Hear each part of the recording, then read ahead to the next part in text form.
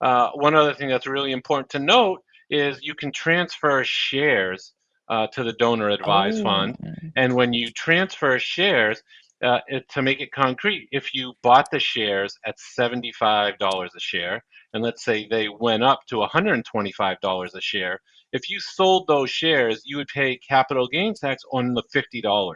If you send the shares for $125, you get the full credit for $125. So there's more money in the DAF because you're not paying taxes, and you're not paying taxes at all.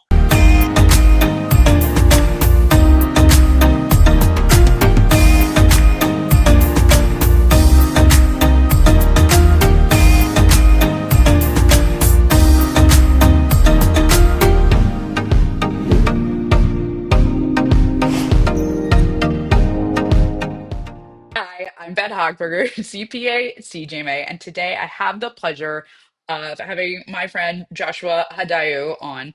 Josh is the founder and CEO of JEC Philanthropy. His fundraising leadership has resulted in more than $100 million of charitable donations. What he enjoyed most during his thousands upon thousands of conversations with and about donors is uncovering what motivates each individual to give charity, clarifying what each person hopes to accomplish with their support, and determining how best to achieve these goals. Joshua formed JEC Philanthropy to share his passion for charitable giving with individuals and families who can benefit from his wealth of experience. Joshua earned an MBA at the Yale School of Management, which he attended as a Wexner Graduate Fellow. After graduation, he spent a year learning in the Pardes Institute, a native of Boston, Massachusetts. Joshua currently lives in Miami Beach, Florida, with his wife and kids. He still roots, however, for the correct sports teams. So Very important. I didn't realize a couple of things, and I should preface this with Josh and I actually know each other from some of our philanthropic do-gooding in the world, which is Scout. What is the name now? Scouting America. Yeah. We have changed the names a few times. I usually say formerly known as, Boy Scouts of America, because that's the name people generally know. But I didn't realize that you were from Boston. I mean, Alex and I lived there for a number of years, went to college, Mm. et cetera, stayed there. So learn something new about people all the time. Okay, so part of what I was really excited to talk to you about is just in general charitable donations, right? We do a lot of stuff with charitable donations because of taxes, right? You get nice tax write-off, tax deductions, etc., for your charitable giving. So that's what was appealing to me to have you come on. So do you want to tell us a bit about your company and what you're doing and how you do it? Great to be chatting with you, Bet. What I do is I help people figure out what they want to accomplish with their charitable giving. And if they already know what they want to accomplish, then we take a look and see whether or not they're actually doing it. Because a lot of times people think they're giving to certain areas, but when you go through one by one, gift by gift, organization by organization, you realize actually that's not what they're doing. And then we have a conversation about, well, what do you want to do? Where do you want to go from here?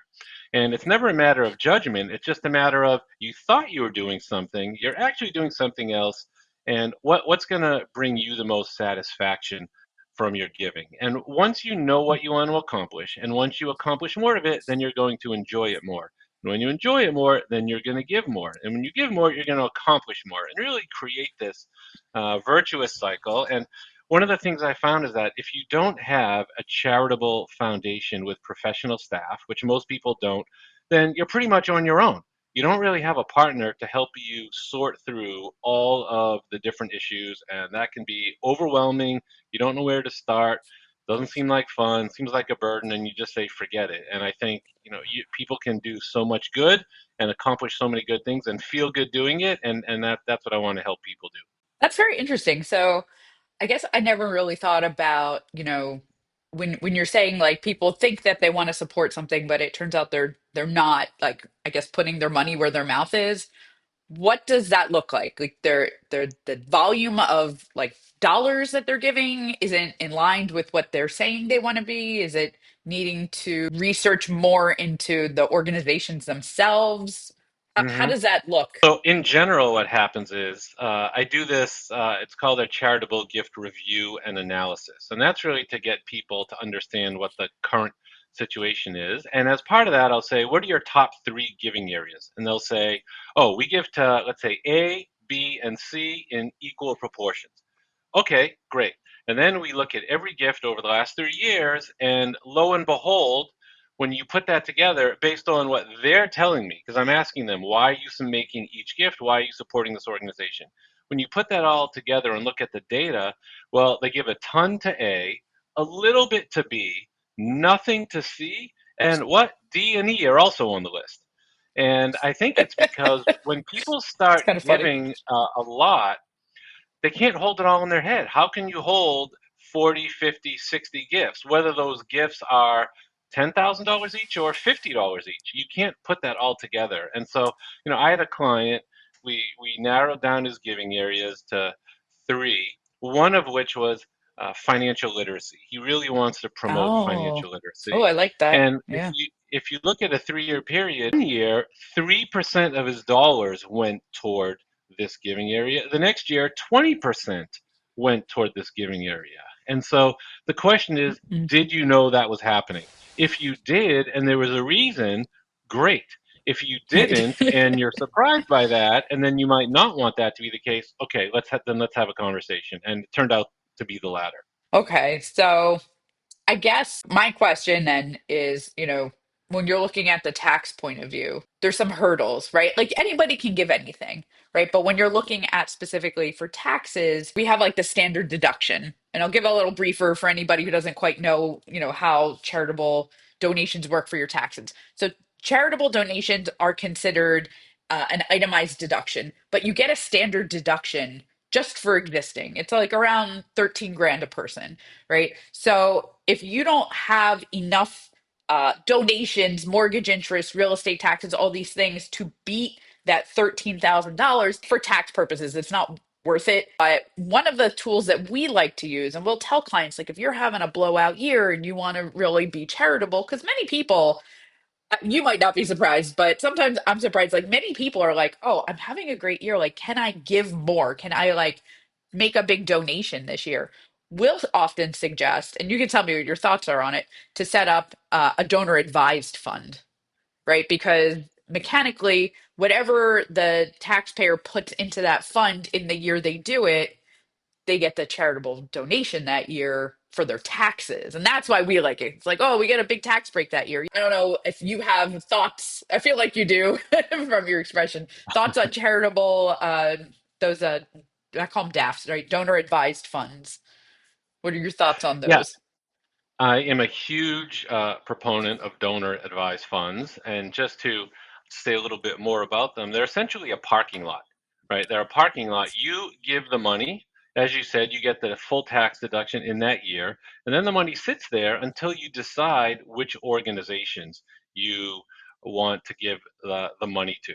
And so if you have a great year, or if you have some sort of wealth event, you inherit money, you sell a business, something along those lines, and you want to make a big tax, you want to get a big tax donation, put it there, and then over time you can figure out where you want it to go. And I think I agree with you 100% about this idea of using this as a way to help you even surpass the minimum deduction. And so one thing that's common is it's Love referred it. to as bunching. And Yep. so if you were going to give $10,000 in year one and $10,000 in year two, well, both years you fall short of the standard deduction. So Exactly. instead, think about putting $20,000 into a donor advised fund in year one. So now you've surpassed the standard deduction, and you can still give 10,000 in year one to actual charities, and you can give the second 10,000 to charities the second year. And so you're giving the same total amount, Yes. but you're getting a better tax break for it. Yeah, and that's what exactly what we tell people.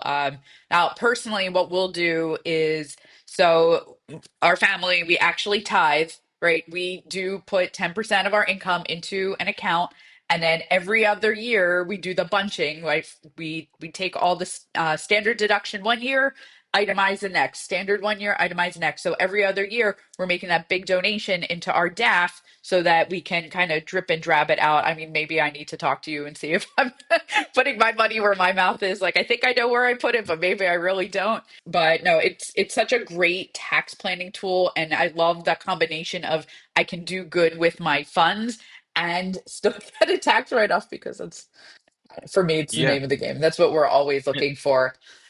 That's awesome. I'll Yeah. just add one more thing about that in case people think otherwise. This is not a tool simply for the ultra wealthy. You know, they're very accessible. $5,000 is a Yes, common yes. minimum. There are some that are even lower. And in addition to the tax benefits, you can also make anonymous gifts.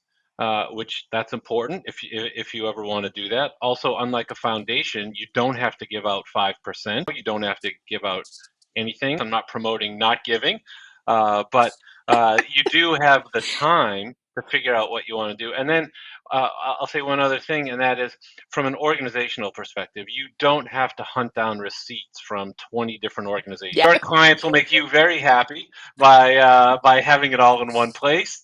And you can also, one other thing that's really important to note is you can transfer shares to the donor advised Oh, fund. And when you transfer shares, to make it concrete, if you bought the shares at $75 a share, and let's say they went up to $125 a share, if you sold those shares, you would pay capital gains tax on the $50, right? That the shares appreciated. If you send the shares for $125, you get the full credit for $125.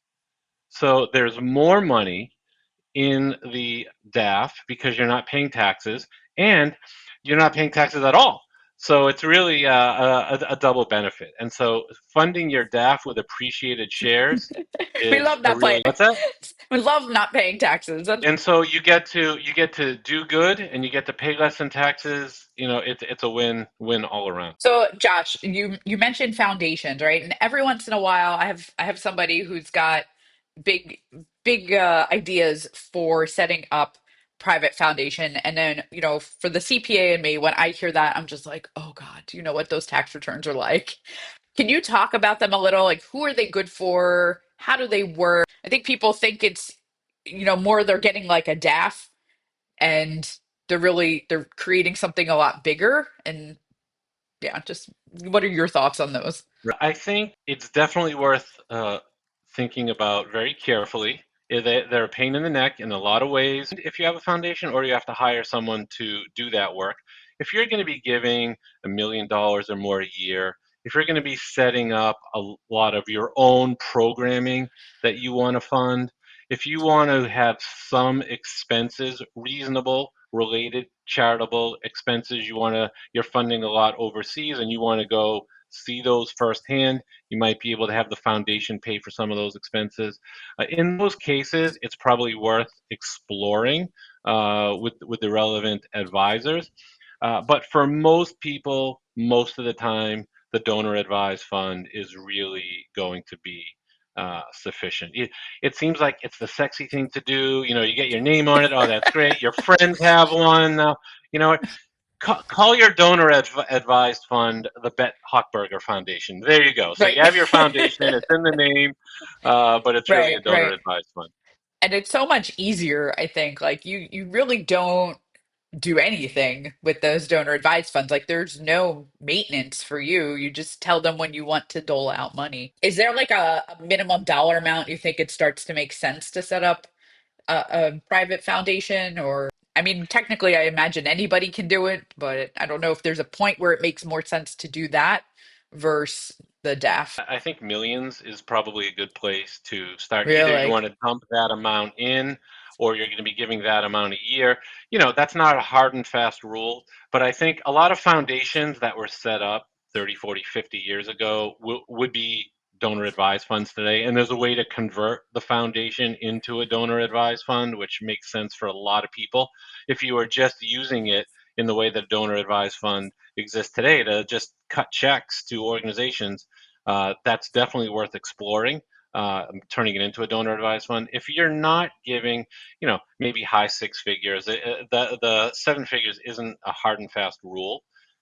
But there needs to be a good reason for it, and most I agree. people, I think, are not going to have that reason. I will say, as a CPA, the number of times somebody comes to me with like a private foundation tax return, I often look at them and I'm like, you're just not like it doesn't make sense. You're not giving so much. You don't have so much in assets sitting here. Like why did you Hmm. create this headache for yourself? Because now you have to pay the accountant every year and you have to, file these. People don't realize most of the time, if you don't work in tax, the nonprofit, because this falls into that nonprofit world, nonprofit taxes are so complicated. And you think, like, well, they don't pay tax, like it should be easy.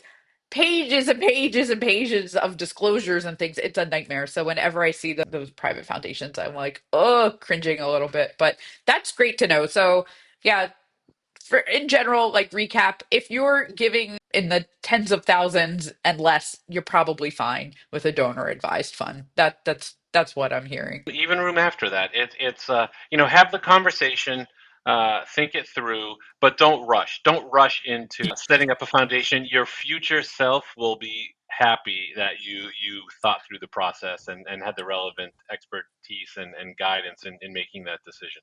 I 100% agree. Okay, so we've been at this for a while. Josh, do you have any like last things that you want to talk about that I didn't ask you? What I want to say is people, I think, underestimate how much fun and how much meaning they can find in giving back.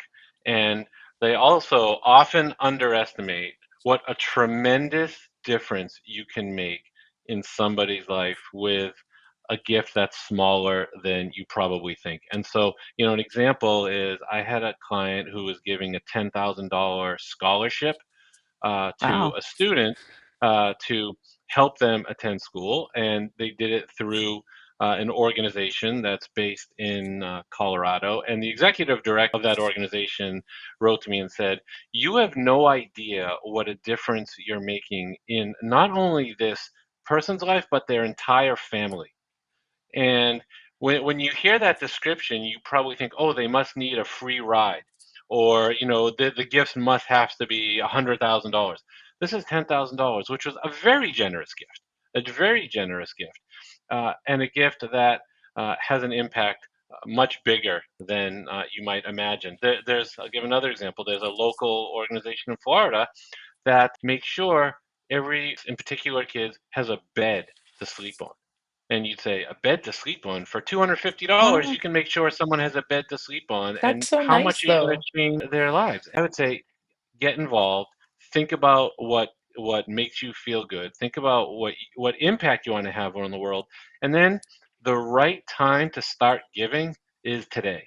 Yeah, Finish I love listening it. to this. Love it.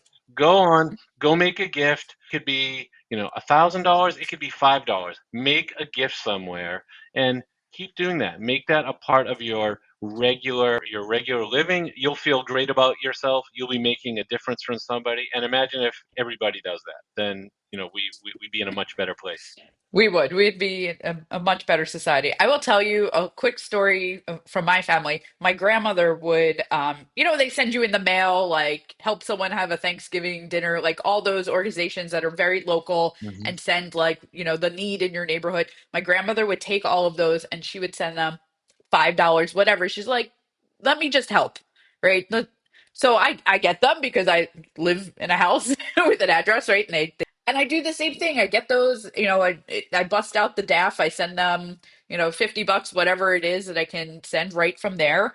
And anybody who asks that needs, you're getting something, right? If there is a need, I know there's a need in the community. There's always needs. You ask me, I'm doing my part to help at least even a little bit because they're not always things that align with, but I know they are helping people that live in the community. And I'm like, you know what? We can be a good citizen. So. And I think you just said something important. You're actually thinking about it, and you're saying, you know what, this one doesn't really align so much with what I want to do, but you know what, this one, yes, wow, they're doing great work, and that's really important. I can see the value in that. It's going to make me feel good. It's going to help the people who are on the receiving end of your support.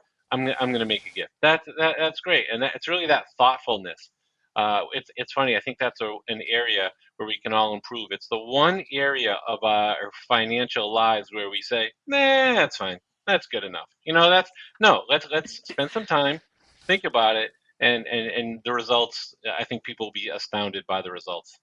I agree 100%. Okay, my last question to you, and I love to throw this out at people. Do you have any like strange hobbies or like a stupid human trick or anything you can share with us? A stupid human trick. I wish I did. I don't know if it's a strange hobby. I have a fun hobby. I like live music, and I was able to see the last ever Allman Brothers concert. So that was sort of a Well, fun thing, that's and cool.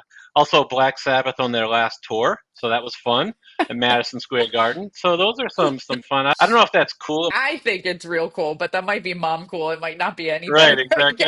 We're also live music fans, so um, we'll have to find some common concert ground there and meet up at a concert at some point. But All right, that's we'll film the that's next one at a awesome. concert. That's it. We'll do the next There have we the go. next conversation. That's awesome. All right. Well, Josh, thank you so much. We're gonna share info on where we can find you. We'll throw it in the descriptions also. Sure, you can go to my website, jecphilanthropy.com, and my email, joshua at jecphilanthropy.com. I'm on LinkedIn, and my phone number's in all of those places, as is my email. I'd love to have a chat with anyone who wants to do more, do better, and have a partner help them achieve more in the philanthropic realm.